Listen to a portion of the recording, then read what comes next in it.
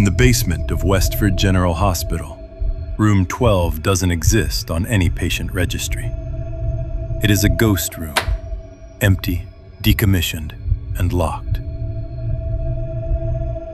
Yet for 5 consecutive nights, CCTV captured nurse Maya Okafor entering that room, sitting in an empty chair, and engaging in a 30-minute conversation with an invisible patient. Investigators found 2 sets of journals in her locker. The first was her professional log, stable, calm, and routine. The second was a series of frantic notes that predicted the future with haunting precision. Maya disappeared on October 29th, leaving her badge behind, still pinging active, inside the walls of Corridor C. She's still missing. But a final note was found this morning. It's dated for next week, and it contains a single warning for whoever takes the night shift. And whatever it says, nobody who's read it will tell you what's inside. This is case file number 88B.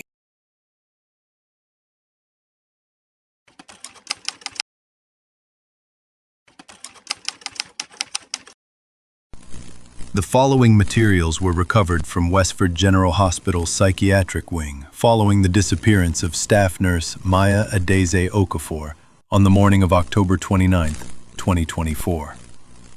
What you are about to review has been authenticated by forensic document analysts, hospital IT administrators, and 2 independent handwriting specialists.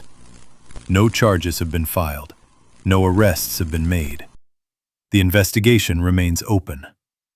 This is case file number 88-B.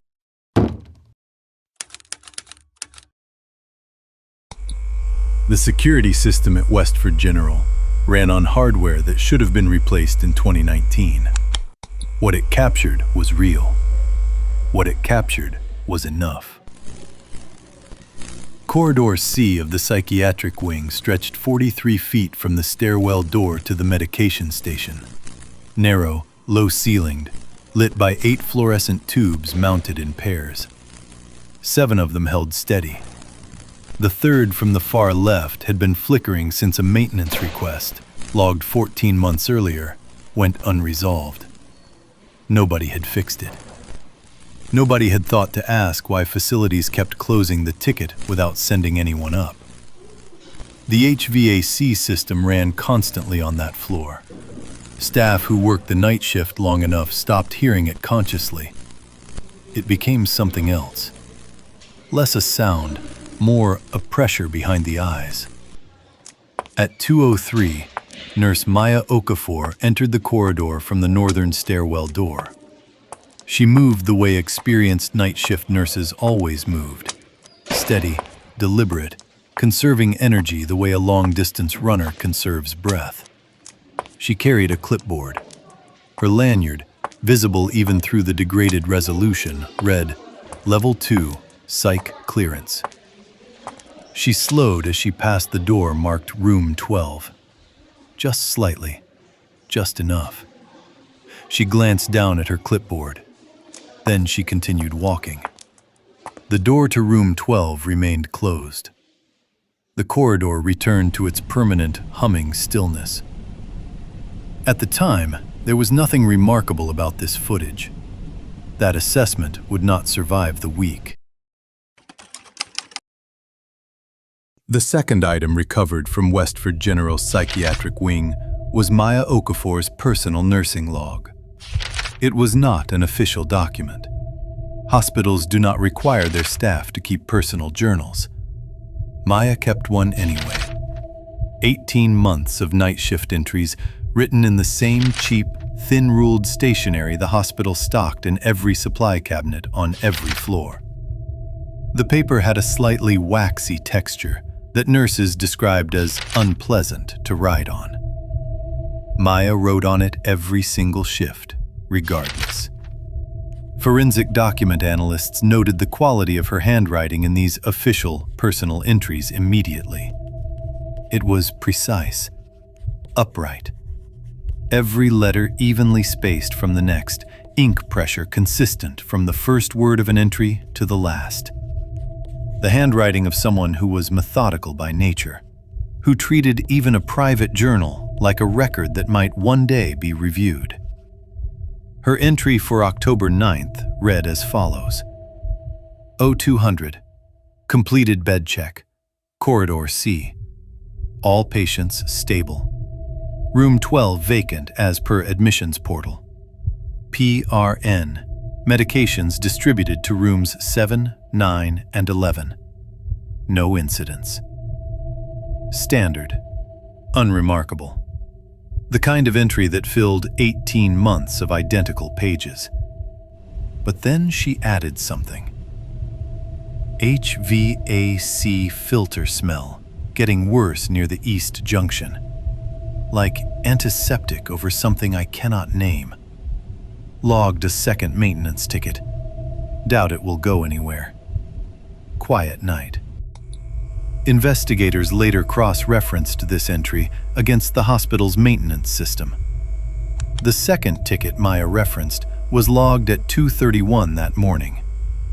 It was closed without action at 8:14 the following day. The assigned technician cited, and this is a direct quote from the facility's log, "No odor detected upon inspection." The inspection was conducted at midday. Nobody inspected the East Junction of Corridor C at 2 in the morning. Nobody went back. On October 10th, Maya arrived for her night shift and found a folded piece of hospital stationery tucked beneath the staff break room door. She did not report it. She kept it. Forensic analysts later recovered it from the inner pocket of her spare scrub top hanging in her staff locker. The paper was the same cheap hospital stationery as Maya's official log. But the handwriting was different. Recognizably similar, the same looping structure to the lowercase g's, the same slight rightward lean, yet the pressure was heavier.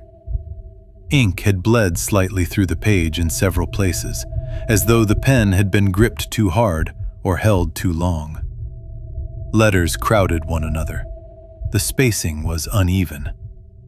The note read, "Mr. Ellison in room 7 will seize at 3:14. He will be fine. The new administrator will arrive unannounced before 4 for a compliance walk. Do not leave the nursing station." At 3:14 that morning, Mr. Ellison in room 7 experienced a tonic-clonic seizure. The attending physician documented the event at 3:16. At 3:52, Westford General's new director of compliance arrived unannounced for an unscheduled HIPAA compliance review of the psychiatric wing. The first such review in 2 years. Her arrival unannounced to all staff, including administration, until her access badge registered at the main entrance. Maya did not leave the nursing station.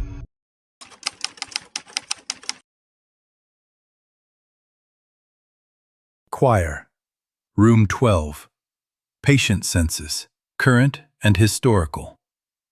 Result: no active admission. Historical records: redacted. Psychiatric hold files, access restricted. Level 4 clearance required. Last active admission: March 2021. Duration of vacancy: 3 years, 7 months. Flag: room maintained in operational status per Facilities Directive 09-C.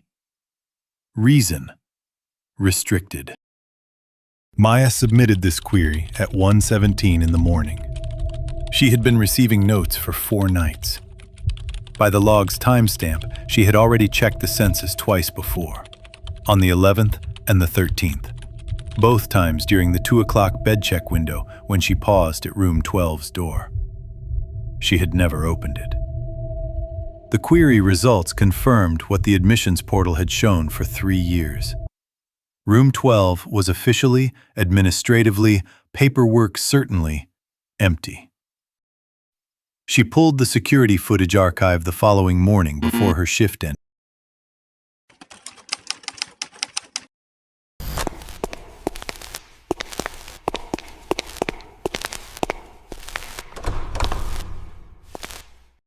The footage spanned 5 nights. A forensic video analyst later described the recording quality as consistent with a system running legacy hardware well past its service cycle. Degraded, but legible. The timestamp burned into the lower right corner in amber numerals. On each of the 5 nights, at approximately 2 o'clock, the camera captured the same figure entering corridor C from the northern stairwell door. The figure wore nurse's scrubs, a lanyard, carried nothing. The figure entered room 12. The figure remained inside for between 28 and 33 minutes on each occasion. The figure that left was Maya Okafor. The footage showed Maya speaking inside an empty room. This was confirmed by a secondary camera, an interior unit that documented the room in wide angle for patient safety monitoring. She sat in the chair typically reserved for on-call staff. She faced the corner where a patient bed had once been mounted. She spoke. She gestured. She occasionally tilted her head as if listening. The room contained a chair, a decommissioned IV stand, and nothing else. At no point during any of these visits did Maya appear to write anything. But a timestamp discrepancy flagged by the IT administrator showed her badge access to the supply station, where stationery was kept, spiking between 1:40 and 1:55 each night, before every entry into room 12. The handwriting specialist's report, filed November 1st, was unambiguous. Handwriting sample A, from Maya's official nursing logs, and handwriting sample B, from the recovered notes, were produced by the same individual. Same hand, same pen grip, same baseline idiosyncrasies in the letter formation. The notes were not predictions. They were memories.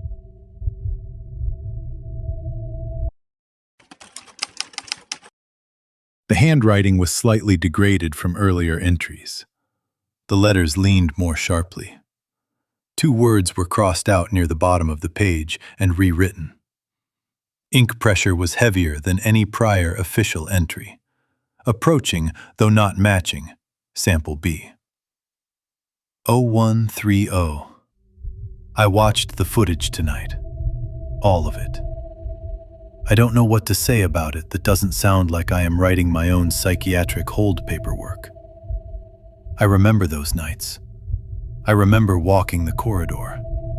I remember checking the room. I do not remember sitting down. I do not remember speaking. The smell was worse tonight near room 12, like the antiseptic stopped covering it. I put in for a mental health referral through employee health. I am going to take a few shifts off. I am going to be fine. She did not take the shifts off. She was reported missing at 7:20 on the morning of October 29th, when the day shift charge nurse found the nursing station unattended, Maya's badge still pinging active inside the building, and the corridor door to corridor C standing open. Maya Okafor has not been located. The paper was the same cheap hospital stationery. The ink had bled through completely in 3 places, the pen pressure so deep it had nearly torn the page.